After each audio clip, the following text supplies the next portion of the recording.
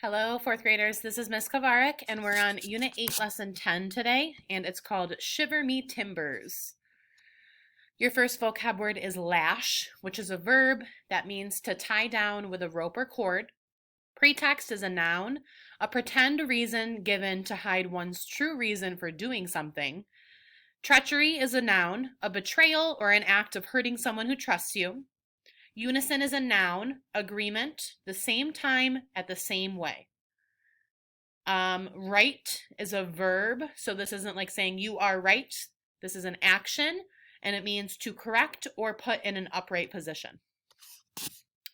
And this is chapter 7 called Shiver Me Timbers.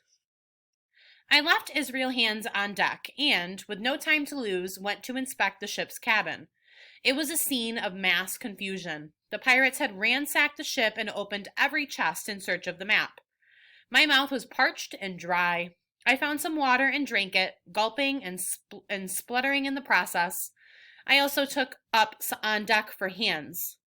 Mr. Hands, I said, I am taking possession of this ship. From now on, I am your captain. He looked at me sourly but said nothing. I gave him a sip of water and set the cup to one side. Then I took down the Jolly Roger. God save the king, I shouted. Hands watched me slyly with his chin on his chest. At last he spoke. So there's Jim taking the flag down. Well, Captain Hawkins, he groaned, I reckon you'll want to get ashore so we can talk. This man, he said, nodding feebly at the body on deck, this man and me got the ship ready to sail back home. Who's to sail her now? You're not a sailor, and I reckon, unless I give you a hint, you ain't the man for the job. Now look here, we need to join forces. Give me a scarf and help me tie up this wound, and then I'll tell you how to sail her. I agreed to work with him, at least for the time being. I lashed the wheel in place and went below to get a handkerchief. I returned to the deck and helped Hands bind up the wound in his thigh. After another gulp or two of water, he sat up straighter, spoke clearer, and looked in every way a revived man. Captain, he said after a while, I'd take it kindly if you'd get me something to eat. I need some sustenance if we are to manage this ship. I guessed that this was just a pretext, as his face contained the look of treachery.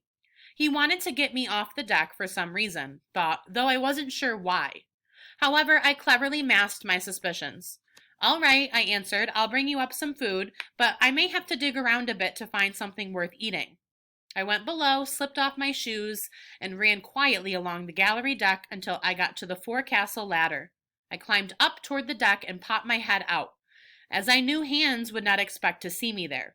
He had risen to his hands and knees, and though his leg was obviously injured, he was pulling himself across the deck at a good clip.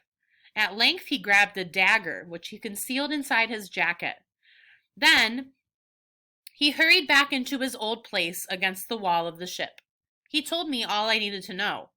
Hands was mobile, he was armed, and it was clear that I was his next victim. Yet I felt sure Hands would not attack me right away. He wanted to get back to land as much as I did. Therefore, he would wait until the ship was safely anchored. Hands and I worked in unison to guide the ship. The entrance to the anchorage was narrow. He gave orders and I obeyed without giving him the slightest hint that I trusted him as much as I trusted my worst enemy. Finally, as we approached the anchorage, I heard something creak and saw a shadow moving toward me. I looked around, and there was Hands coming at me with the dagger in his hand. He roared with fury like a charging bull. I leapt sideways, letting go of the wheel and ducking away from him. The wheel caught him, leaving me just enough time to reach into my pocket and draw my pistol. I hastily took aim and pulled the trigger. The hammer fell, but the pistol did not fire. The gunpowder was wet. Hands came after me again, and with no time to reload, my only hope was to retreat. As I fled, the Hispaniola ran aground on a sandbar. The ship tilted to the port side till the deck stood at an angle of 45 degrees. Hands and I fell and rolled about the deck. I got up first and sprang into the ropes. Hands struck me with his dagger but missed. I began to reload my pistol, and Hands realized the odds were getting against him. He hauled himself up into the rigging after me with the dagger clenched between his teeth. He was a third of the way there by the time I readied my pistol. One more step, Mr. Hands, said I, and I'll shoot. He stopped, and I could see in his eyes that he was considering his next move. Jim, he said, taking the dagger from his mouth, I'd have had you if the ship hadn't run aground. I reckon I'll have to give up. As he spoke these words, he lurched forward. Then something sang through the air like an arrow. I felt sharp pain and looked to my left. Hands had thrown the dagger and it had pierced my left shoulder. Without thinking, I fired my pistol. With a choked cry, Hands plunged headfirst into the water. The ship was leaning hard to one side and the mast stuck out over the water. I was afraid I might fall too. The wound on my arm burned like a hot iron and I shuddered. Somehow, and I'm not sure how, I slowly let myself down on the deck. Then I went below and tied up my wound. The pain was terrible and it bled freely, but it was neither deep nor dangerous, and I found I could still use my arm. After righting the ship, I let myself droop softly aboard into the cold, salty water. I waded ashore just as the sun went down.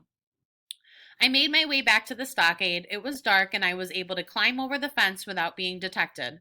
Not a soul stirred. As I made way into the log house, I heard the sound of snoring.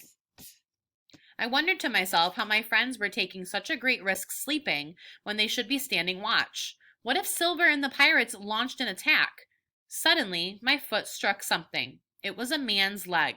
The owner of the leg groaned, then a shrill voice broke forth in the darkness.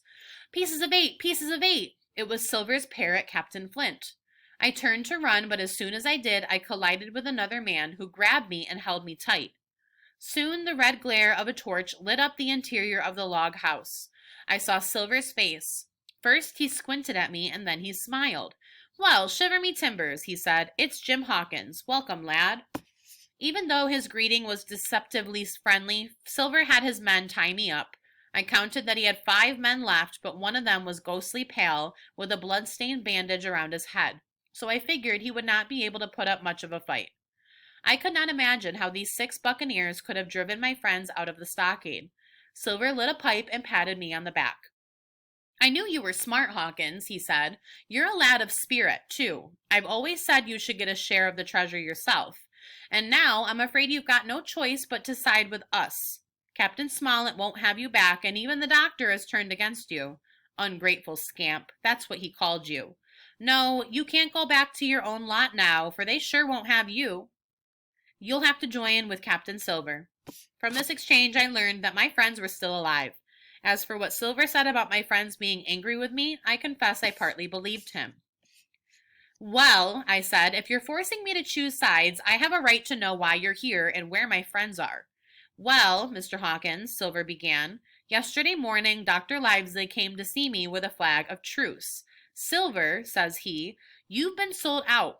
The ship's gone. Well, that was news to us. Anyway, none of us had been keeping an eye on the ship. We looked out, and by thunder, he was right. It was gone. Well, says the doctor, let's bargain. We bargained, him and I, and here we are. We've got the log house, supplies, some firewood, and a landing boat. As for them, they've gone, and I don't know where to. Jim, he went on, in case you're thinking that maybe you was included in the deal I made with the doctor, well, think again. I asked him, how many are you? And he told me 4. What about the boy? Says I. And he says, don't know where he is and don't much care. Well, I said, let the worst come, but there's a thing or two I have to tell you. You're in a bad way. You've lost the ship and you haven't got the treasure. You've lost most of your men to boot. Your whole business has gone to wreck, and if you want to know who did it, I'm the one. I was in the apple barrel the night we sighted land, and I heard you talking with the others. I heard every word you said and told my friends before the hour was out. As for the Hispaniola, it was I who cut her loose. It was I who killed the men you had left aboard, and it was I who anchored her where you'll never see her more. Kill me, if you please, or spare me, but one thing I'll say, and no more, if you spare me, bygones are bygones, and when you are in court for piracy, I'll save you if I can. You choose. Kill me and do yourself no good, or spare me and keep a witness to save yourself from the fate of a jury and judge. At last I stopped. I was out of breath. Not a man moved. The pirate sat staring at me. Well, well, said Silver with a curious accent. That's a mighty fine speech. I could not decide if he was laughing at me or if he was impressed by my apparent courage. We got a pistol, the dagger, and a cutlass. It says the pirate needed an effective, versatile, and portable set of weapons. Favorites among Captain Smollett's crew were the pistol, a small gun that can be handled easily and shot from either hand, and the cutlass, a stout sword often with a curved blade. A small pointed dagger was Israel Hand's weapon of choice. These weapons allowed for seafaring men to move quickly about the deck in combat. Number 1, Jim seems much more mature in the scene on page 62 than in earlier chapters. How does he show more maturity and leadership on the Hispaniola? So we're going to say Jim shows maturity and leadership by blank. So you are giving me an example of how he shows that he is more mature, that he is a leader. Number 2, why does Jim take down the Jolly Roger and shout, "God save the king"? Number 3, how does Jim know that Hands will turn against him?